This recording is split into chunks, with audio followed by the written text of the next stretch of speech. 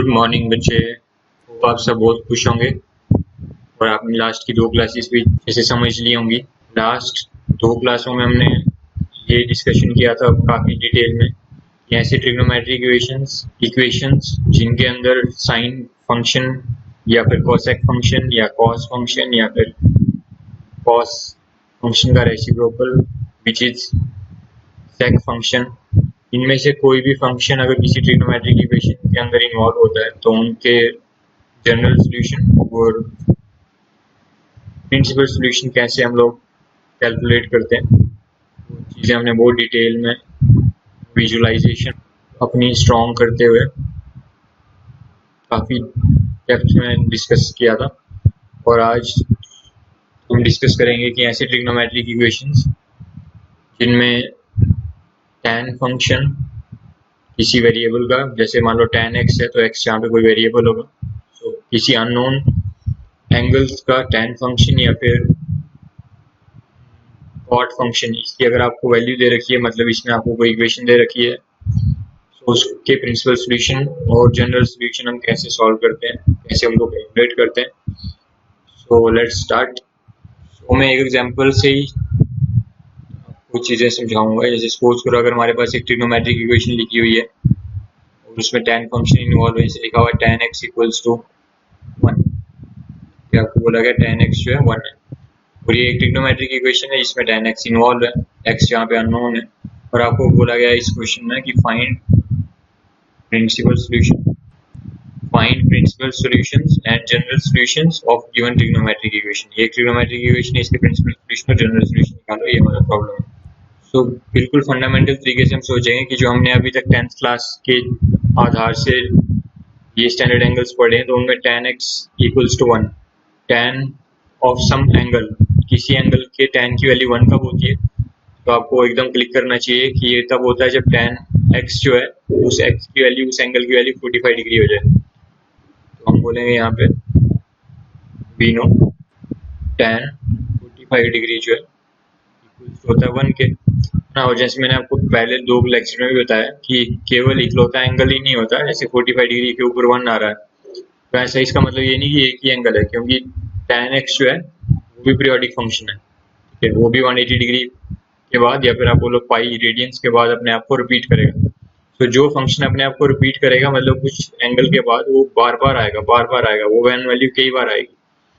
ठीक है। One value अगर कई बार आएगी तो हम फिर ये बोल नहीं सकते ना कि इसका एक ही सोल्यूशन है, बट हमें जस्ट प्रिंसिपल सोल्यूशन निकालने के लिए पहले किसी जगह से इनिशिएट तो करना है सोल्यूशन को, तो हमने यहाँ से इसको सोल्यूशन को इन्वोव कर दिया, इनिशिएट कर दिया कि tan 45 डिग्री 1 है, ये हम जानते हैं। अगर हम ये जानते हैं तो इसका मतलब यहाँ पे हम ये भी बोल सकते हैं कि ये tan 45 डिग्री के बराबर होना चाहिए। तो यहाँ पे हम लिख सकते हैं implies tan x equals to tan 45 degree, इसका मतलब tan x to tan 45 degree, ये भी सच है, ये झूठ तो नहीं। हाँ, कुछ और एंगल हो सकते हैं और इनफैक्ट होंगे भी जरूर, जो इस इक्वेशन को सेटिस्फाई करेंगे 1 वाली बात को। यहाँ पे आप जैसे बोल रहे हो कि tan x 1 है, तो इसका मतलब tan 45 डिग्री यहाँ पे इसको सुटेबली फिट बैठ रहा है, यहाँ पे इसको सेटिस्फाई कर रहा है, बट कुछ और एंगल भी होंगे, बट मैंने फिलहाल एक सिचुएशन लिखी है वाली। इसका मतलब यहाँ से मैं बोलता हूँ दिस इम्प्लाइज x की वैल्यू कितनी आ रही है, एक वैल्यू तो कम से कम 45 डिग्री आ रही है, ये कन्फर्म है। अब हमने कहा था सबसे अच्छी चीज या सबसे बेटर जो ऑप्शन होता है अपने आप को समझने के लिए या किसी भी कॉन्सेप्ट को समझने के लिए, वो होती है विजुअल्स। किसी चीज़ के विजुअल्स कितने अच्छे हैं आपके, उसको आप कितना विजुअलाइज कर पाते हो, कितना आपके मन में उसके पिक्चर्स बनते हैं, उतना आपको इंटरेस्टिंग लगेगी। तो ये tan x 1 है, तो मतलब ये एंगल हमने बोला हमेशा एंगल किसके रेफरेंस में बनता है, पॉजिटिव एक्सिस की डायरेक्शन में, तो OX के रेफरेंस में 45 डिग्री ऊपर आना है आपको। सो ये पॉइंट P जो है, P पॉइंट 45 डिग्री के ऊपर कहीं बनेगा, मैं अप्रोक्सीमेटली यहाँ पे बना देता हूँ। तो ये मैंने ज्वाइन कर दिया। और ये tan क्योंकि एक ट्रिग्नोमेट्रिक रेशियो है और इनफैक्ट हम ट्रिग्नोमेट्रिक इक्वेशन ही पढ़ रहे हैं, तो उनमें मीनिंग इक्वेशन का, ट्रिग्नोमेट्रिक वर्ड का मीनिंग ही तब सेटिस्फाई होता है, तब मीनिंग बनता है उस ट्रिग्नोमेट्रिक रेशियो का, जब कोई राइट ट्रायंगल इन्वॉल्व हो। तो आपको यहाँ से कंस्ट्रक्शन करनी है, परपेंडिकुलर ड्रॉप करना है, ये फुट ऑफ परपेंडिकुलर m होगा। आप बोलोगे tan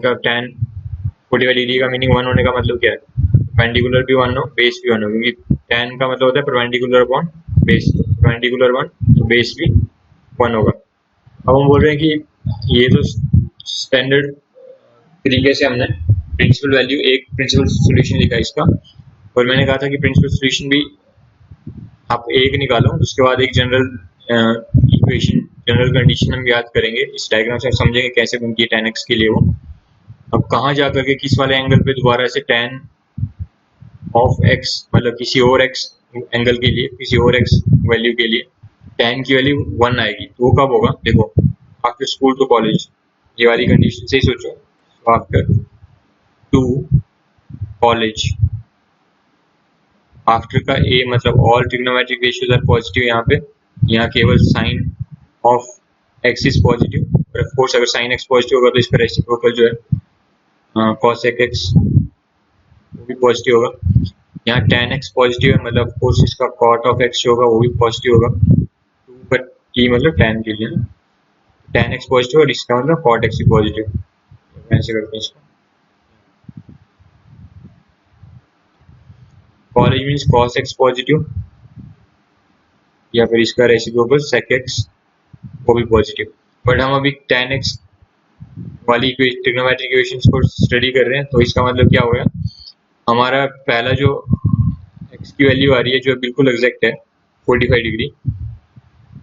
वो आ रही थी फर्स्ट क्वाड्रेंट में, और वो वैल्यू कैसी है? पॉजिटिव है। अब हमें दोबारा से पॉजिटिव वैल्यू चाहिए tan की, वो कहाँ आएगी? दूसरे क्वाड्रेंट में तो आने से रही, क्योंकि यहाँ तो साइन और cosec x ही पॉजिटिव होता है, मतलब ये दूसरे क्वाड्रेंट वाली स्टोरी मेरे काम की नहीं है। थर्ड क्वाड्रेंट में tan की वैल्यू जो है पॉजिटिव होती है, क्योंकि 2 का t ये बताता है कि tan पॉजिटिव होगा, यहाँ पे cot भी पॉजिटिव होगा, तो बोलते ये क्वाड्रेंट हमारे काम का है। इसको देखते हैं क्या फोर्थ काम का है? बिल्कुल नहीं, क्योंकि cos x और sec x यहाँ पॉजिटिव है, इसका मतलब यहाँ पे फोर्थ क्वाड्रेंट में भी tan x होगा वो नेगेटिव होगा, सो इसको भी मैं रिमूव कर देता हूँ। सो बस मेरे को एक क्वाड्रेंट के ऊपर फोकस करना है, वो कौन सा है? थर्ड क्वाड्रेंट,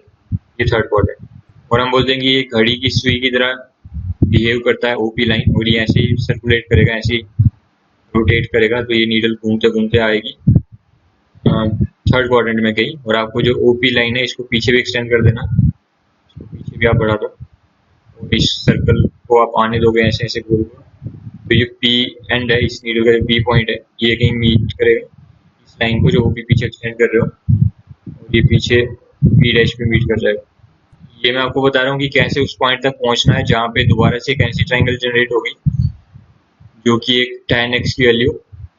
पॉजिटिव 1 देगी आपको, tan x की वैल्यू जो है पॉजिटिव 1 आएगी। सो पी डैश पॉइंट आ गया, यहाँ से परपेंडिकुलर ड्रॉप करो, फिर फुट ऑफ परपेंडिकुलर यहाँ पे सपोज करो m डैश होगा, और ये क्योंकि ये एक लाइन है p डैश p, दूसरी लाइन है x एक्सिस, तो पीछे कौन सा एंगल होगा? कैंची के पीछे अल्टरनेट एंगल मतलब 45 डिग्री होगा ये, परपेंडिकुलर 45 से हमने 1 होगी, बेस भी 1 होगी, सो 1/1 अगेन tan x वैल्यू वहाँ पे 1 आ गई। अब आपको बात समझ आई होगी। सो आप बोलोगे कि cot x और tan x के लिए जनरल कंडीशन में डायरेक्टली लिख सकता हूँ, ये कैसे आ रही है? देखो पहला एंगल अगर 45 डिग्री है तो ये कैसे आ रहा है? 180 डिग्री, यहाँ से यहाँ तक क्या है? 180 डिग्री प्लस 45 डिग्री, तो हम पहुंचेंगे ना यहाँ पे, क्योंकि रूल क्या कहता है हमेशा OX से आप एंटी क्लॉकवाइज घूमो, एंगल बताना है तो OX से आप एंटी क्लॉकवाइज घूमो, और वो एंगल पॉजिटिव लिया जाएगा। तो यहाँ पे एंगल आएगा 180 डिग्री प्लस 45 डिग्री, सो 180 डिग्री प्लस 45 डिग्री। और अगर मैं जनरल बोलूँगी, अगर जैसे ये मैंने 45 डिग्री लिखा है, तो यहाँ पे अगर एंगल x होता, कोई भी एंगल x होता, तो ये कैसा निकलता? 180 डिग्री प्लस x करके, तो आपको समझ आ रही होगी बात। सो हमने दूसरा एंगल जैसे सपोज कर लो, जनरल कोई एंगल जैसे हम बोलते हैं, हम y से जनरल एंगल नोट करें, अगर है तो ये वैल्यू x की, बट जस्ट क्योंकि वो जनरल है आम तौर पे उसमें वैल्यू डालने से हर एक सोल्यूशन मिल जाएगा, इसलिए हम बोलते हैं y जनरल सोल्यूशन इसका। सो y equals 180 degree plus x करके ये सोल्यूशन आएगा, एक ही तरीका। तो बिल्कुल सिंपल, इसमें तो मतलब कुछ आपको ज्यादा सोचने की जरूरत नहीं पड़ी, डायरेक्टली दिखी गया आपको। यहाँ से मैं लिख सकता हूँ, अगर मान लो ऐसी सिचुएशन हो tan y equals to tan x, ठीक है, मैं फिलहाल इसको दोबारा से उसी तरीके में छोड़ ला करके 45 के लिए सॉल्व किया था, इसको 45 डिग्री रहने देता हूँ, ये 180 डिग्री प्लस 45 डिग्री हो जाएगा, ये y अभी सब चीजें अभी मैं यहाँ से हटा रहा हूँ, बिल्कुल सिंपल रहने देता हूँ इस पिक्चर को, बिल्कुल ये प्लेन डायग्राम यहाँ से इन जनरल तो ये बात याद रखनी है कि अगर मान लो tan y, अब हम चाह रहे हैं कि दूसरा एंगल क्या क्या इसकी वैल्यू हो, तो दूसरे जो भी एंगल है, मान लो अगर मैं y से डिनोट करता हूँ, tan x की ही वैल्यूज है, बट वो आम जनरल एंगल ढूंढने के लिए मैंने इसको जस्ट अलग एक वेरिएबल से डिनोट कर दिया कि tan y क्या है। tan y की वो वैल्यू आनी चाहिए tan x के ऊपर आ रही थी, मैंने यहाँ पे बोला 45 डिग्री x का काम कर रहा था। तो ऐसे अगर इन जनरल मान लो कोई और क्वेश्चन हो जहाँ पे आपको tan y tan 45 डिग्री की जगह कोई x वैल्यू आती है जो x आपके लिए नोन होगा, वहाँ पे नोन मतलब स्टार्टिंग में क्वेश्चन में नहीं देंगे नोन, तो जैसे आपने इसको नोन कर लिया, थोड़ा सा आपने दिमाग लगाया, 10th क्लास में क्या पढ़ा था आपको पता चलेगा भाई x की वैल्यू 45 डिग्री आती है। तो आप आपकी जो बेसिक फंडामेंटल नॉलेज है उसके आधार से आप जो एक एंगल कैलकुलेट कर लेते हो, मतलब वो आप उसको आइडेंटिफाई कर लेते हो। सो उसको मैं बोल रहा हूँ कि मान लो नोन एंगल आपके लिए अगर x है, बाकी वाले एंगल आपके लिए अभी भी जो अननोन है, आप चाहते हो अनगिनत एंगल, क्योंकि काफी बार ये रिपीट होंगे, तो सारे के सारे एंगल जितने भी होंगे उन सबको आप एक जनरल ट्रेंड में, एक जनरल तरीके से रिप्रेजेंटेशन से शोकेस कर पाओ। तो कैसे पॉसिबल होगा वो, आप लिखो y इक्वल्स टू, जैसे मैंने बोला क्या बन रहा था यहाँ पे 180 डिग्री, और क्या सिर्फ 180 डिग्री, देखो अगर मैं बोल रहा था लिखता हूँ 180 डिग्री प्लस x, वो भी सही है। पर आप सोचना मैं क्या करता हूँ, मैं कहता हूँ 180 डिग्री में एक बार चलता हूँ, फिर प्लस करता हूँ 45 डिग्री को, कहाँ पहुंचूंगा 45 डिग्री के लिए समझो, 45 डिग्री पे tan की वैल्यू 1 है, और tan 180 degree plus 45, 180 degree plus 45, आपको एक पॉइंट दे रहा है P डैश, वहाँ पे भी tan की वैल्यू क्या है 1 है, ठीक है। बट मैं कह रहा हूँ अगर मान लो दो बार हम लोग 180 डिग्री घूम जाते हैं, तो मैं कहता हूँ देखो यहाँ से n की वैल्यू अगर आप 2 सोच के देखो, तो 2 डालने का मीनिंग यहाँ पे क्या बनता है, n इक्वल्स टू 2, n कोई जहाँ पे इंटीजर एलिमेंट ऑफ इंटीजर, क्या तब भी सही है, तो बिल्कुल सही होगी। जैसे मैं इस क्वेश्चन की कंडीशन के लिए लिखता हूँ, यहाँ पे लिखो अगर मैं y जो जनरल सोल्यूशन है y equals to n into 180 degree plus x, और यहाँ x की वैल्यू मेरे को क्या डालनी है, और इस पर्टिकुलर कंडीशन के लिए y equals to n into 180 degree plus 40 degree में लिख रहा हूँ, तो यहाँ पे एंगल भी डिग्री में डालता हूँ 45 डिग्री। तो ऐसे तो ये n की वैल्यू आप जितनी डालते जाओगे उतने आंसर आते जाएंगे, बट जस्ट आपको दिखाने के लिए कि हर बार ये सही होगा, तो n की वैल्यू 1 डाली हमने, तो आ गया ये यहाँ से यहाँ 180 प्लस 45, so 180 प्लस 45 225 डिग्री, तो वो एंगल सही है। अब दूसरा देखते हैं n इक्वल टू 2 डालेंगे तो क्या मीनिंग होगा, n equal to 2 value put करिए आपने, तो उसका मीनिंग हुआ कि आप लिख रहे हो 2 इंटू 180 डिग्री मतलब 360 डिग्री, तो यहाँ से आप घूम के दोबारा वो x के ऊपर पहुंच गए, और फिर कर रहे हो प्लस 45 डिग्री, फिर प्लस 45 डिग्री करोगे तो थोड़ा और ऊपर जाओगे,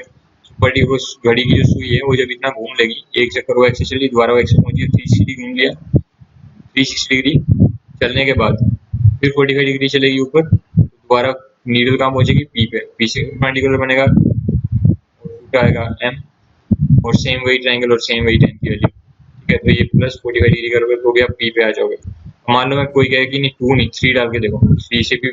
सेम आंसर आएगा, tan की वैल्यू 1 ही आएगी, क्योंकि 3 इंटू 180 डिग्री का मीनिंग क्या हो गया,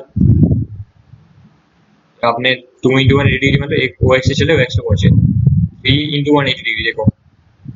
ये यहाँ से यहाँ तक 1 इंटू 180 डिग्री 180 एक बार, फिर यहाँ से यहाँ तक 180 दूसरी बार, फिर यहाँ से यहाँ तक 180 तीसरी बार, ठीक है, 3 बार 180 प्लस करना है अगेन 45 डिग्री, फिर कहाँ पहुंच गए दोबारा P डैश पे, P डैश मतलब सेम वही tan की वैल्यू 1 tan, जो वही एंगल आएगा 3 इंटू 180 डिग्री प्लस 45 डिग्री, ये दोबारा से tan की वैल्यू P डैश पॉइंट के कॉरस्पॉन्डिंग वही ट्रायंगल बनेगी, राइट एंगल यहाँ पे, और वही tan जो भी एंगल रहेगा उसकी वैल्यू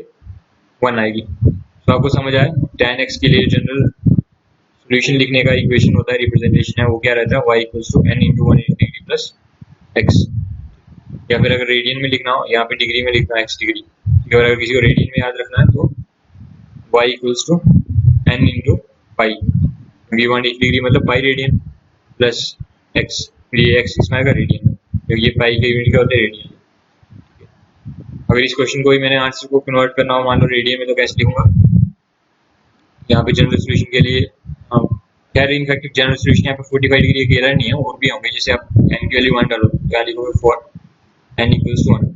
तो एक दो सोल्यूशन मैं लिख लेता हूँ क्योंकि मेरे को पता है n इक्वल्स टू 1 डालूंगा तो उसमें जनरल सोल्यूशन आने की भी संभावना है। तो मैंने n इक्वल्स टू 1 लिखा, तो y की वैल्यू क्या आएगी, y equals to 1 into 180 degree plus 45 degree, कितना आ गया इक्वल्स टू 225 डिग्री, फिर n की वैल्यू आप 2 डालोगे तो कितना आएगा 2 इंटू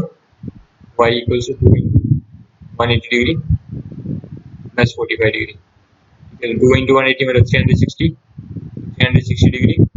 प्लस 45 डिग्री, पहले कितना आ गया 405 डिग्री। ओके, तो आपको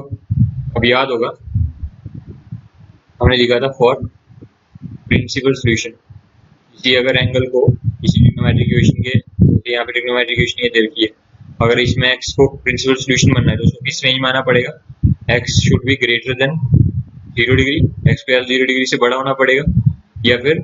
बराबर होना पड़ेगा 0 डिग्री के, बट किससे छोटा रहना पड़ेगा 360 डिग्री के। या फिर अगर हम रेडियन में बात करें तो x को बड़ा होना पड़ेगा इससे 0 रेडियन से, ठीक है, या फिर 0 रेडियन के बराबर होना पड़ेगा, और किससे छोटा होना पड़ेगा पाई 2 पाई रेडियन से, क्योंकि पाई का मतलब होता है 180 डिग्री, 2 पाई का मतलब 360 डिग्री। तो ये कंडीशन है for being a general solution बनने के लिए। तो आपने देखो यहाँ पे 2-3 सॉल्यूशन कैलकुलेट कर लिए, एक तो ये, एक ये, एक ये, ठीक है। अब ये 405 जो ये बड़ा हो गया है, तो इससे आगे आप n की वैल्यू 3 डालोगे तो ये 360 से ये भी बड़े ही आने वाले हैं, तो इससे आगे हम लिखेंगे भी नहीं। हमें प्रिंसिपल सॉल्यूशन लिखने के लिए 2-3 कैलकुलेशन सॉल्यूशन की करनी पड़ी, और इसी से हमें पता चल गया कि जनरल सॉल्यूशन कौन कौन से हैं। तो आप लिखो यहाँ पे देखो जनरल सॉल्यूशन तो इनफैक्ट सभी हैं जनरल सॉल्यूशंस। लास्ट क्लास में भी आपको बताया था सारे के सारे प्रिंसिपल सॉल्यूशन जो है वो जनरल होते हैं, क्योंकि जनरल होने के लिए कोई भी स्पेशल कंडीशन नहीं चाहिए, पर प्रिंसिपल सॉल्यूशन बनने के लिए कुछ स्पेशल कंडीशन चाहिए होती है, वो ये क्राइटेरिया फुलफिल करना पड़ेगा कि इस रेंज में आना पड़ेगा। तो जनरल सॉल्यूशन आप सिंपली लिखोगे y equals to n into 180 degree plus 45 degree, तो ये आ गया जनरल सॉल्यूशन। और जैसे मैं हर बार रिपीट करता हूँ कि ऐसा जरूरी नहीं है आप 45 डिग्री ही लिखो, यहाँ पे कोई भी एग्जैक्ट आंसर जो है हमारे ट्रिग्नोमेट्रिक इक्वेशन का, कोई भी एक एंगल जो इसको सेटिस्फाई कर रहा हो यहाँ लिख सकते हो। जैसे आप यहाँ पे चाहे तो 45 डिग्री की जगह लिख सकते थे कोई और एंगल जो आपने यहाँ पे सॉल्यूशन में निकाला है, जैसे आपने निकाला 225 डिग्री, तो आप यहाँ पे ये भी लिख सकते हो 225 डिग्री, 225 डिग्री। इसका भी मैंने आपको बहुत डिटेल में बताया हर बार, आप दोबारा सोच सकते हो कि ये वहीं पहुंचेगा पी या पी डैश के ऊपर। जैसे मान लो मैं एक सोच के बताता हूँ आपको, एन के लिए यहाँ पे आप 1 डालो, 1 इंटू 180 डिग्री, क्या मीनिंग होगा, यहाँ पे बनाता हूँ 1 इंटू 180 डिग्री प्लस 225 डिग्री, देखो ये कहाँ जाएगा, 1 इंटू 180 डिग्री मतलब 180 डिग्री यहाँ पहुंचे, चलना तो क्योंकि वो एक्स से ही होता है, इसी का रेफरेंस होता है हमेशा। और आगे कितना चलना है यहाँ से 225 डिग्री, 225 डिग्री मतलब 225 डिग्री को सोचो, 125 डिग्री को सोचो 180 डिग्री प्लस 45 डिग्री, तो आपने 180 डिग्री और चल दिया, कहाँ पहुंचे दोबारा ओ एक्स के ऊपर, प्लस कितना चलना है और 45 डिग्री, तो आप दोबारा और 45 डिग्री चलोगे तो बी पॉइंट कहाँ आएगा, वही 45 डिग्री यहाँ से यहाँ पे फिर वही 20 10 45 डिग्री आपको होता 1 होता है। तो आप यहाँ पे कोई भी एग्जैक्ट सॉल्यूशन डालो चलेगा, जैसे 225 डिग्री डाला, और मैंने ये भी बताया कि जरूरी नहीं आप प्रिंसिपल सॉल्यूशन ही डालो, बट हाँ क्योंकि टीचर्स इतना ज़्यादा नहीं सोचते, मैं हर बार बोलता हूँ, तो इसलिए सबसे सिंपल जो सॉल्यूशन आपको लगता है कि हर किसी ने सोचा होगा, जैसे 45 डिग्री हर किसी ने सोचा होगा यहाँ पे, तो वही डालो। नहीं तो यहाँ पे आप 225 डिग्री डाल सकते हो, हमने एक और सॉल्यूशन कैलकुलेट करा है यहाँ पे 405 डिग्री, आप वो डाल सकते हैं यहाँ पे, वो भी सही होगा, बट एक टाइम पे आप एक कर सकते हो, बस ये फाइनल मैंने इसी को मान लिया। अब n क्या है यहाँ पे, where n is element of integer z, integer positive negative कैसे भी वैसे इंटीजर होना चाहिए। फिर अब किसी को अगर डाउट आ रहा हो कि नेगेटिव से गलत तो नहीं हो जाएगा, तो मैं वो भी डाउट खत्म करता हूँ। देखो नेगेटिव 1 डाल के देखो यहाँ पे, देखो अगर हम लिखें y इक्वल्स टू, मैंने वो -1 डाल दिया, तो -1 into 180 degree plus 45 degree, minus 180 degree हो गया, एक तरह से -1 इंटू 180 डिग्री मतलब -180 डिग्री, ठीक है, प्लस 45 डिग्री। तो इसका मीनिंग क्या हो गया, -180 डिग्री मतलब आपको कहाँ तक चलना है, मतलब माइनस का मतलब होता है ना क्लॉकवाइज चलना, क्लॉकवाइज आपको चलना है कितना 180 डिग्री, आगे आप कहाँ पे, क्योंकि चलना हमेशा किसके रेफरेंस में होता है, OX, positive direction of x axis, तो वहां से चले आप क्लॉकवाइज डायरेक्शन में, क्लॉकवाइज कैसे पता चला, नेगेटिव साइन देके 180 डिग्री आपने चल दिया, आगे यहाँ पे मतलब पॉइंट को ई पॉइंट को घूमते घूमते यहाँ पहुंचा दिया आपने। अब इसके आगे आपको करना है प्लस 45 डिग्री,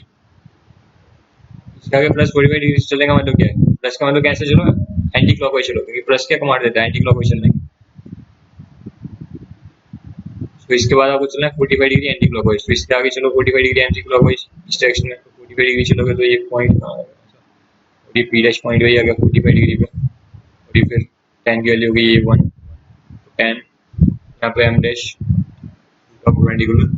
तो ये tan 45 डिग्री दोबारा बन गया कितना, मतलब इस ट्रायंगल के अंदर 45, और वैसे पॉजिटिव एक्सिस की डायरेक्शन में सोचना था, ये एंगल क्या बन गया यहाँ से यहाँ तक 125 डिग्री हो गया। या फिर इसका आप ऐसे सोचते हैं, और तरीका बताता हूँ इसका। देखो ये -180 डिग्री प्लस 45 डिग्री कितना आएगा, पहले डायरेक्ट एक बार सॉल्व कर दो। -135 डिग्री, तो -135 डिग्री चलने का मतलब क्या कि अब क्लॉकवाइज डायरेक्शन में चलोगे 135 डिग्री, 135 डिग्री चलोगे तो ये पॉइंट पी डैश पॉइंट था। एंगल आपने ये बनाना, घड़ी की सुई हुई जितनी थी लेंथ वही रहेगी, और 135 डिग्री माइनस का, तो ये कहाँ पहुंचा, वही दोबारा से जहाँ पहले थे। अब ये 135 डिग्री यहाँ से आपको दिख रहा है, यहाँ से कैलकुलेट करोगे तो कितना आएगा, इस तरफ से 225 डिग्री। ठीक है, तो आपको बात समझ आ रही होगी, चाहे आप यहाँ पे पॉजिटिव इंटीजर लो नेगेटिव इंटीजर लो, सभी यहाँ पे फिट बैठते हैं। इसलिए हमने एक बार लिखा where n is element of integer, ये नहीं लिखा कि पॉजिटिव या नेगेटिव इंटीजर, नहीं, इंटीजर में सारे ही आ गए, पॉजिटिव प्लस नेगेटिव, मतलब पॉजिटिव वाला इंटीजर का सेट भी, नेगेटिव इंटीजर का सेट भी, कोई भी हो सकता है, कोई भी इंटीजर चलेगा यहाँ पे। तो ये जनरल सोल्यूशन आ गया। और इसी जनरल सोल्यूशन में से प्रिंसिपल कौन कौन से हैं, प्रिंसिपल सोल्यूशन देखिए, आपको कॉमन सेंस आनी है, जो 0 डिग्री और 360 डिग्री के इस रेंज के अंदर आ रहे हैं, इस कंडीशन को फिट कर रहे हैं। तो वो दो ही एंगल थे अभी तक, एक 45 डिग्री और दूसरा 225 डिग्री, यहाँ लिखोगे are, then principal solution are 45 degree and 225 degree. तो आपको एक कंडीशन, ये बात समझ आई होगी जो हमने सॉल्व करी अभी। हम कोई प्रॉब्लम सॉल्व करते हैं एनसीईआरटी का। तो यहाँ हमें क्वेश्चन दिया है, find the principal and general solution of the following equations. Principal solution निकालना है, जनरल सोल्यूशन निकालना है। हमने बताया सबसे पहले काम क्या करना है। देखो मैंने ये आपको जो चीजें बताई ना अभी इतना डिटेल में, ये आपको समझाने के लिए इतने मैंने स्केच बना लिए। आपको अल्टीमेटली इसमें से अगर सिर्फ आंसर तक पहुंचना है तो आपके लिए बस ये कंडीशन याद रखनी है, ये नहीं करती है तो मैंने ये वाली, ये अब रेडियन में रखना, तो ये एक को याद रख लो, रेडियन तो आपको आता है कन्वर्ट करना डिग्री से, तो मैं डिग्री वाली कंडीशन याद रखूंगा ये। अभी देखो लिखा tan x इक्वल्स टू √3, तो आप अपने 10th की याददाश्त के हिसाब से लिखो सोल्यूशन। आपको पता है tan x की वैल्यू √3 कब होती है, जब x की वैल्यू कितनी आ जाए 60 डिग्री, तो लिखोगे tan x इक्वल्स टू √3। अगर आप ऐसा बोल दो तो हमें लगता है x कितना होना चाहिए, गारंटी है कि एक एंगल तो कम से कम कितना होना चाहिए 60 डिग्री, क्योंकि 60 डिग्री के ऊपर तो tan की वैल्यू जो है वो √3 होती है, इतना तो हमने 10th में पढ़ा हुआ है, ये तो कंफर्म है, गारंटी है सही। ठीक है, तो ये आपने एक एंगल निकाल दिया। दूसरा एंगल आप जैसे बताया कि आपको जनरल कंडीशन वाली बात याद रखनी है। अब लिखोगे फॉर अदर एंगल्स, अदर लिखो या फिर जनरल लिखो, एंगल सोल्यूशन एक ही बात, ये सोल्यूशन जो होंगे एंगल ही होंगे एक्स के। आप लिख सकते हो बाकी जो जो एंगल होंगे उनको अगर मैं वाई मान लूँ इक्वल्स, तो फिर वही बात आती है कि मैं बार बार आपको बताता हूँ, कोई बच्चे कंफ्यूज ना हो, कि वाई हम जस्ट एक सिंबॉलिक रिप्रेजेंटेशन शो कर रहे हैं कि इसमें सारे के सारे एंगल काउंट होंगे, एक्चुअली में ये वैल्यू जो है वो एक्स की ही वैल्यूज होंगी। तो वाई को हमने अब इस वाले टर्म में लिखना है 60 डिग्री के फॉर्म में, जो एक एंगल निकालिए इसके टर्म में बाकी एंगल बताने हैं। कैसे लिखेंगे, क्योंकि बाकी जो एंगल होंगे वो पीरियोडिक टाइम के बाद एक पीरियड के बाद रिपीट करेंगे अपने आप को। सो कैसे रिपीट होगा, सो n into 180 degree plus 60 degree, ऐसा करने पे एंगल रिपीट आएंगे। जैसे मैंने बताया याद क्या रखना होता है कंडीशन आपको, y equals to 180 degree plus यहाँ पे x, याद बोला था, क्या बोला था मैंने याद रखने के लिए, ये वाला y equals to n into 180 degree plus x degree. तो यहाँ पे वही लिखा मैंने, y equals to n into 180 degree plus x degree, where n is element of integer, z का मतलब होता है इंटीजर। इसमें पॉजिटिव इंटीजर भी आ गए, नेगेटिव भी आ गए, अलग अलग साइन दिखाने की जरूरत नहीं होती, अंडरस्टूड है, फाइन। सो अब यहाँ पे x की वैल्यू मैंने जो निकाली है 60 डिग्री, तो यहाँ पे जैसे होता है ना, ये x क्या होता है, नॉन एंगल,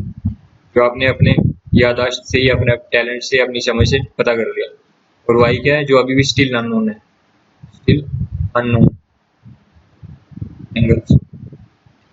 उनको हम इस नॉन एंगल के टर्म में बयान करेंगे, रिप्रेजेंट करेंगे। यहाँ से आप लिख सकते हो y की वैल्यू क्या आएगी, y equals to n into 180 degree plus 60 degree. Fine. देखो जनरल सोल्यूशन तो आंसर आ गया, खत्म यहीं पे। n के चीज़ों आपने शो कर दिया, बता दिया कि इंटीजर है, और ये आ गया आपका आंसर। इसका आंसर जैसे बोलते जनरल सोल्यूशन आएंगे तो जनरल सोल्यूशन ही आएंगे। अब आप बोलो कि अपनी नंबर बताओ, तो किसी को नंबर बताने का शौक है, यहाँ पे n की वैल्यू एक बार 1 डाल दो, तो लिखो for n equals to 1, y कितना आएगा, y इक्वल्स टू 1 इंटू, ये थोड़ा मैं दूर इसलिए n इक्वल टू 1 पहले कंडीशन लिखी होती है, y equals to 1 into 180 degree plus 60 degree equals to 180 plus 60 कितना हो गया, 240 डिग्री। तो मैंने कहा था n इक्वल्स टू 1 डालने पे ज़्यादातर हमारी कंडीशन में जो है वो प्रॉब्लम है, जो सोल्यूशन आता है वो प्रिंसिपल ही बनता है। सो n इक्वल्स टू 1 तो हमेशा डाल के देखना ही चाहिए। फिर आप 2 डालोगे तो मैं लिखता हूँ, वैसा मन में ही सोच सकते हो। देखो n इक्वल टू 2 डालोगे ना, तो यहाँ कितना बनेगा, 2 इंटू 180 कितना हो गया, 360 डिग्री। तो इतना तो हमें पता है, अगर कोई प्रिंसिपल सोल्यूशन होता है तो for being a principal solution करने के लिए मैंने शायद कई लेक्चर में ना प्रिंसिपल के स्पेलिंग PLE कर दिया होगा, तो लोगों को थोड़ा ध्यान नहीं रहता, तो प्रिंसिपल्स के स्पेलिंग ये रहते हैं, थोड़ा आप इसको टेंशन देना। फॉर प्रिंसिपल सोल्यूशन क्या कंडीशन होती है, x के ऊपर x को या तो 0 डिग्री से बड़ा होना पड़ेगा या 0 डिग्री के बराबर होना पड़ेगा, बट किससे छोटा रहना पड़ेगा, 360 डिग्री से। तो आप अगर n की वैल्यू यहाँ पे 2 डाल के देखोगे तो वैसे मन से ही आपको देखने में आ जाएगा, n इक्वल टू 2 डाला तो 2 इंटू 180 डिग्री 360 में अगर 60 ऐड करोगे तो 360 से तो ऊपर ही होगा ना, समझे, वो 420 आ जाएगा। 360 प्लस 60 कितना आएगा, 420। तो वो तो सोल्यूशन होगा नहीं प्रिंसिपल। तो प्रिंसिपल वैसे भी आप इनफाइनाइट सोल्यूशन होते हैं, वैल्यू डालते जाओ अलग अलग, तो इनफाइनाइट हम लिख नहीं पाएंगे। हमें चाहिए तो बस प्रिंसिपल, तो वो मिल गए, ये रहा प्रिंसिपल सोल्यूशन एक रहा ये, बस आप ये कंडीशन लिख दिया आपने प्रिंसिपल सोल्यूशन होने के लिए, क्राइटेरिया होता है। और therefore प्रिंसिपल सोल्यूशन था एक्चुअली किसके सोल्यूशन लिख रहे हैं, इस ट्रिग्नोमेट्रिक इक्वेशन के। तो ट्रिग्नोमेट्रिक ट्रिग्नोमेट्रिक इक्वेशन के प्रिंसिपल सॉल्यूशंस क्या होंगे, वो होंगे x equals to 60 degree and 240 degree, और जनरल सॉल्यूशन इस कंडीशन से दिए जाएंगे। होप आपको बात समझ आई होगी। अब आपको एक क्वेश्चन कॉट के अंदर करके बताता हूँ। ये cot x equals to minus under root 3, ये एक्सरसाइज का क्वेश्चन है, थर्ड प्रॉब्लम। मैंने बताया जो रूल साइन के लिए वो cosec x के लिए होते हैं, जो cos x के लिए हैं वो sec x के लिए होते हैं। तो उसी तरह से जो रूल tan x के लिए हैं, जो कंडीशन tan x के लिए हमने लिखी है जनरल सॉल्यूशन के लिए, tan x का जनरल सॉल्यूशन इस कंडीशन से गवर्न किया जाता है, इस कंडीशन से दिया जाता है, या फिर इन जनरल अगर मैं x की टर्म में बात करूँ तो इससे दिया जाता है। ये तो पर्टिकुलर इस केस के लिए 60 डिग्री वाली कंडीशन लगी, बट इन जनरल सब क्वेश्चन के लिए जहाँ x आपने नॉन एंगल कैलकुलेट कर लिया है, पहचान लिया, तो उसके टर्म में फिर आप दूसरे एंगल लिखो तो इस कंडीशन से दिया जाता है। तो यही बात अब कॉट एक्स के लिए भी सही होती है, बट मैं आपको बोलूँगा कि इस क्वेश्चन को डायरेक्टली टैन वाले क्वेश्चन कन्वर्शन, मतलब टैन के प्रॉब्लम में कन्वर्ट कर सकते हो, और कॉट के अलग सी चीज़ें सोचने की भी जरूरत नहीं। यहाँ लिखो सोल्यूशन, कॉट एक्स क्या होता है वो डायरेक्टली लिखो। कॉट एक्स अगर आपको बोल रहा है कितना है, cot x equals to minus under root 3, आप तो चाहे डायरेक्टली वो ऐसे वैल्यू यूज कर सकते हो, ठीक है, बट आप कॉट एक्स की वैल्यू ज़्यादातर बच्चे जो है डायरेक्टली याद नहीं करते, वो tan x की वैल्यू याद करते हैं। तो मैं उनको बोलूँगा फिर आप ऐसे कर सकते हो, इसको लिखो 1/tan x, कॉट एक्स का मीनिंग यही हो गया 1/tan x इक्वल्स टू क्या बोला है, माइनस का अंडर रूट 3, ठीक है, इसको ऊपर उसको नीचे, तो क्या बन जाएगा 1/माइनस under root 3 equals to tan x, या फिर इसको माइनस का साइन जो है नीचे से ऊपर कर दें अगर हम, बनेगा tan x equals to minus 1/√3। और मैंने आपको कई बार बोला जो माइनस का साइन है इसको स्टार्टिंग में आप बस इग्नोर करो, वैल्यू सोचो कि आपने बचपन में क्या पढ़ा है। तो आपने बचपन में ये सीखा है 10th क्लास में, माइनस को छोड़ो, माइनस को बाद में सोचते हैं। tan x की वैल्यू 1/√3 कितने पे होती है, 30 डिग्री पे होती है, ठीक है। तो वो डायग्राम से आपको बताता हूँ, छोटा सा ही डायग्राम आप सोच लो, ज़्यादा टाइम भी नहीं लगेगा। tan x की वैल्यू 1/, वैल्यू वैल्यू सोचो, मतलब ये 1/√3 का आएगी कितने पे,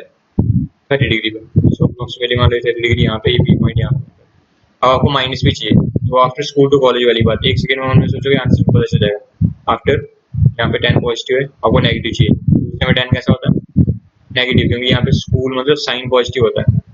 साइन पॉजिटिव तो 10 कैसा नेगेटिव। अब बोलोगे यही दूसरा क्वाड्रेंट है जहाँ सबसे पहले आपको 10 नेगेटिव मिलेगा, ठीक है। तो इस क्वाड्रेंट में अगर आप इसको लेके आओगे, इस वाली राइट ट्रायंगल को, ऐसे राइट ट्रायंगल है, इस ट्रायंगल इस क्वाड्रेंट में सेकंड क्वाड्रेंट में लाओगे तो यहाँ पे 10 कैसा होता है, 10 नेगेटिव होता है।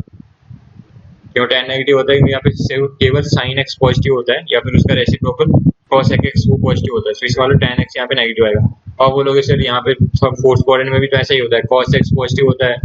उसका रेसिप्रोकल sec x वो पॉजिटिव होता है, बट tan नेगेटिव होता है। हाँ वो भी सही है, फोर्थ में भी लिख सकते हो। अब चाहे फोर्थ क्वाड्रेंट में सोचो इसको, चाहे सेकंड क्वाड्रेंट में सोचो, एक ही बात है। जैसे मैं इसको फोर्थ क्वाड्रेंट में लेके देखता हूँ, ये एक बात की मैं एक्चुअली मैंने आपको जो बार बार बताया ना, कि जो आप कंडीशन यहाँ पे लिखते हो, देखो मैंने यहाँ बताया था कि जैसे हमने यहाँ पे लिखा है जनरल सोल्यूशन में n into 180 degree plus 45 degree,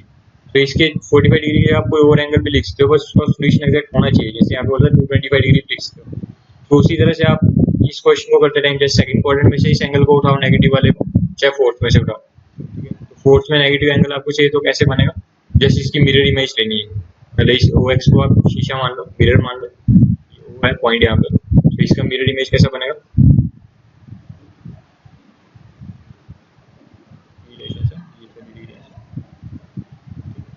और ये नेगेटिव कैसे हो गया tan यहाँ पे, क्योंकि डाउनवर्ड डायरेक्शन में परपेंडिकुलर नेगेटिव होता है, बेस पॉजिटिव होता है, बेस का नेगेटिव आ जाता है। ट्राइंगल वही होगी, बस परपेंडिकुलर नेगेटिव होने के कारण साइन बदल जाएगा। बट आप बोलोगे कि इस एंगल की वैल्यू क्या बताई जाएगी, एंगल तो हम ऐसे ही पढ़ते हैं ना OX के रेफरेंस में जैसे। तो अगर टोटल ये 360 होता है, ये कितना सा हो गया, तो ये कितना एंगल है, 330 डिग्री, इजली समझ आएगा इस डायग्राम को बनाते हैं आपको। तो आप यहाँ पे सोच सकते हो this implies x equals to 330 degree, आपने एक वैल्यू पहचान ली 330 डिग्री, ठीक है। अब मैं यहाँ पे आपको दूसरा भी एंगल बताता हूँ बात का, कोई बोले नहीं सर मेरे को ये कंफर्टेबल नहीं है मैं फोर्थ क्वाड्रेंट को लेकर के, सेकंड में ही सोचना है मेरे को, तो उसको क्या करें। अब दोनों में से आप एक बात सोचोगे, दोनों सोचो तो भी वेल एंड गुड, बट दूसरी को सोचने के लिए जरूरत नहीं है, दूसरी के लिए हमारे पास कंडीशन है, फिर उसको हम जनरल कंडीशन से y equals to n into 180 degree plus x type के कंडीशन से निकाल लेंगे। अगर ऐसे आपने मान लो ये लिख लिया ये कंडीशन, तो दूसरा एंगल आप इसके अकॉर्डिंग कैलकुलेट कर सकते हो, बट अगर आपको इसमें कन्वीनियंट फील नहीं कर रहे हो, आप लिखने में सेकंड क्वाड्रेंट में लिखना चाह रहे हो, तो क्या करो, इसको मैं आप सोचूंगा कि ये आपके मन में नहीं बनी लिखी, ये नहीं आपके दिमाग में स्ट्राइक किया, आपके दिमाग में क्या स्ट्राइक किया, फिर आपने सोचा बोला कि ये 30 डिग्री वाला एंगल ऐसा था, मैं सेकंड में लेके आता हूँ। सेकंड में भी लाने के लिए क्या कंडीशन है, ये बीच वाला मिरर सोच लो, और वाई लाइन ये 30 डिग्री, ये राइट पी पॉइंट से परपेंडिकुलर बनाया था आपने, राइट एंगल नीचे एम फुट परपेंडिकुलर था, और 1/√3 का मतलब ये 1 या √3, ये शीशा था, इसने इधर भी इमेज बनाई, तो क्या बना देखो, तो एम, या फिर ऐसे सोचो ये घूमते घूमते ऐसे चल गया, ऐसा है, और इससे आपने परपेंडिकुलर बना रखा है एम ई परपेंडिकुलर है, तो इससे आप पीछे एक लाइन लाओ जो x के पैरेलल हो, और ये जो घड़ी की सुई घूमते घूमते आएगी वो एक पॉइंट पे टच करेगी, ये p डैश होगा, सॉरी o और p डैश को ज्वाइन कर लो इसको, घड़ी की लेंथ तो वही रहेगी जो पहले थी, कितनी थी वो भी हमें जरूरत नहीं एक्चुअली, पर जो भी यहाँ पे होगी वही सेम यहाँ पे भी होगी। यहाँ से परपेंडिकुलर ड्रॉप कर लिया आपने, p डैश से आप परपेंडिकुलर ड्रॉप करोगे, p डैश से परपेंडिकुलर है एम डैश पे, उसका क्योंकि ये पैरेलल बनाई आपने एक्स एक्सिस के, तो ये भी 1 है, दो पैरेलल लाइन के बीच की परपेंडिकुलर की लेंथ की सेम होती है, और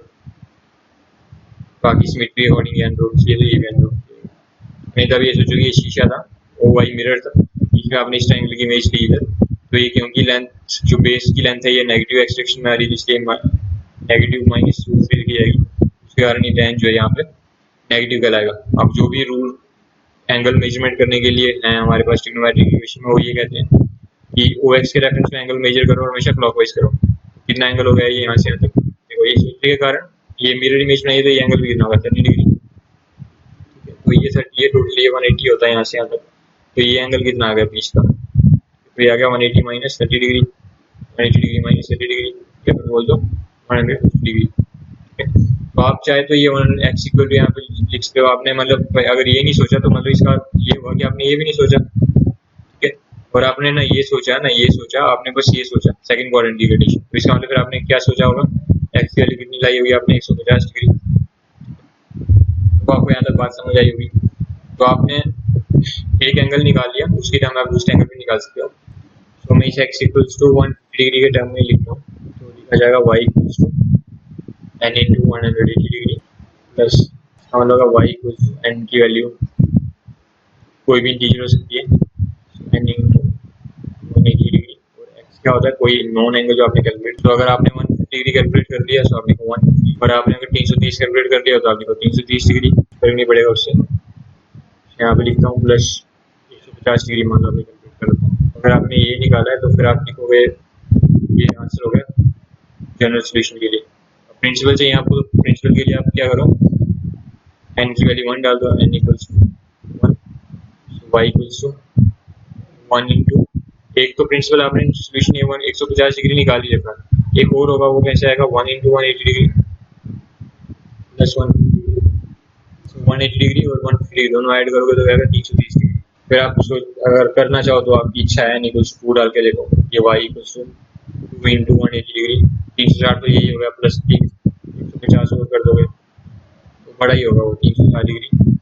प्लस 150 डिग्री 150 डिग्री, ये 510, और ये तो बड़ा है तो इसलिए ये प्रिंसिपल तो नहीं है, बट कोई बात नहीं है तो कोई फर्क नहीं पड़ा, आपको पता ही चला ना क्या नहीं है प्रिंसिपल सोल्यूशन। आप क्या लिखो देखो प्रिंसिपल सोल्यूशन का, हमें वो कंडीशन ही लिख रहा बार बार कि कैसे प्रिंसिपल सोल्यूशन का पता चलता है।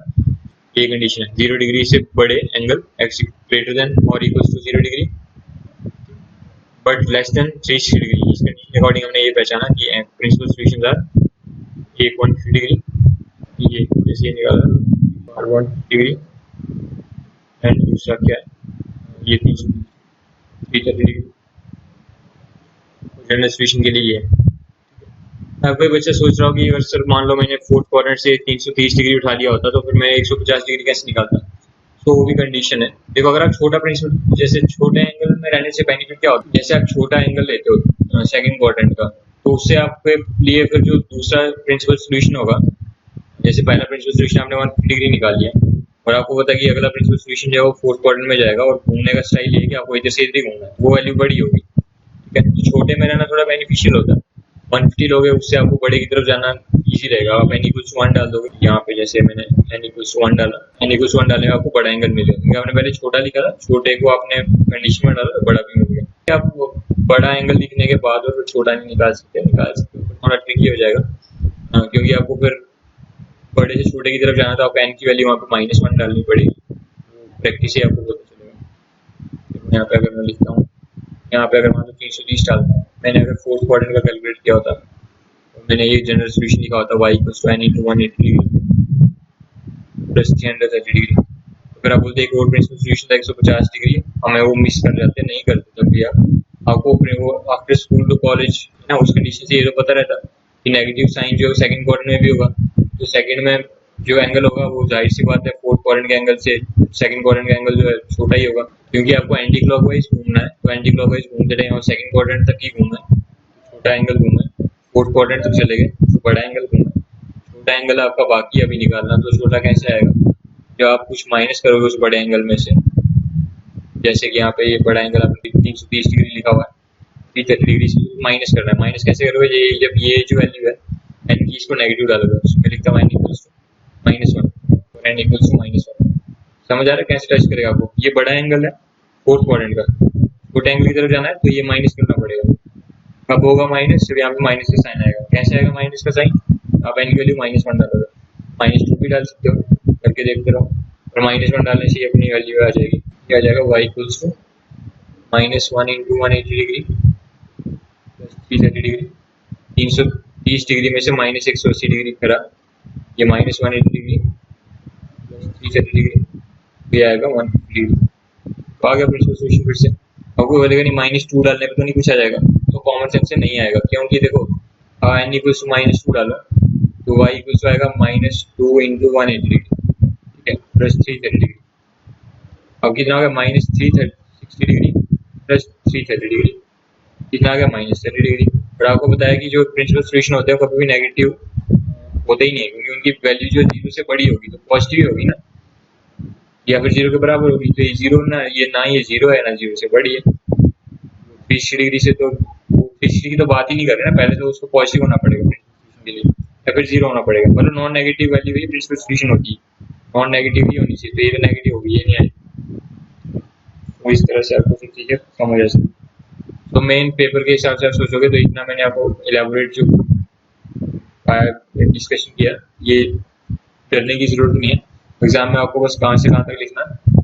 आपने ये कंडीशन लिखी यहाँ से यहाँ, यहाँ से यहाँ, और यहाँ से फिर ये। आपको ये स्ट्राइक नहीं किया मान लिया, क्योंकि आपको छोटा एंगल स्ट्राइक करना चाहिए, ये स्ट्राइक किया। ये डायग्राम आपने फोर्थ क्वाड्रेंट वाला नहीं सोचा, छोटा सोच किया। 150 डिग्री के टर्म में आपने जनरल कंडीशन लिखी ये वाली, उससे ये लिखा n इक्वल्स टू 1 डाला तो ये आ गया, 2 डाला तो बड़ा हो गया। 2 ऐसे डालना ही नहीं है, आपको यहीं से टच करना जाना चाहिए। 2 इंटू 180 डिग्री 360 डिग्री, 360 डिग्री और ऐड किया तो बड़ा हो जाएगा। आपने बस यहीं तक डाला, ये भी नहीं लिखा। और लास्ट में प्रिंसिपल सोल्यूशन ये वाले, जनरल सोल्यूशन ये वाला था कि ये करने की जरूरत, ये सब आपको समझने समझाने के लिए बताया गया। ओके, वो आपको ये सब चीज़ें समझ आ गई होंगी। तो आज की क्लास यहीं एंड करते हैं। ओके, तो आप इतना सा प्रैक्टिस कर लो, ट्रिग्नोमेट्रिक इक्वेशन के प्रिंसिपल सॉल्यूशन, जनरल सॉल्यूशन आपको बहुत अच्छे से समझ आनी चाहिए।